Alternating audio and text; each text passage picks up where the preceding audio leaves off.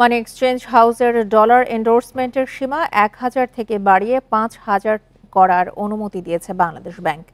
এখন থেকে money exchange পাসপোর্টের পরিবর্তে এনআইডি দিয়েও ডলার কেনাবেচা করা যাবে বলে জানিয়েছে মানি চেঞ্জার্স অ্যাসোসিয়েশন। মঙ্গলবার কেন্দ্রীয় ব্যাংকের গভর্নর আহসান এইচ মনসুরের সঙ্গে প্রতিনিধিদের আলোচনায় এই সিদ্ধান্ত হয়। বৈঠক শেষে অ্যাসোসিয়েশনের সভাপতি এম.এস. জামান জানান, ব্যাংক যে দরে ডলার বিক্রি করবে তার সঙ্গে ১ টাকা যোগ করে মানি এক্সচেঞ্জ হাউসগুলো আগের মতোই বিক্রি করতে পারবে। এখন ৫,০০০ হয়েছে, এখন আপনি ৩,০০০, ৪,০০০, ৫,০০০, আপনি সর্বোচ্চ ৫,০০০ পর্যন্ত ক্যাশ ডলার নিতে পারবেন। পাসপোর্ট এন্ডোর্স করে আপনি নিতে পারতেছেন, তাহলে তো আর আপনার ওই খোলা বাজারও যাওয়া লাগতেছে না। খোলা বাজার তখন অটোমেটিক বন্ধ হয়ে যাবে, কার মার্কেট বন্ধ হয়ে যাবে।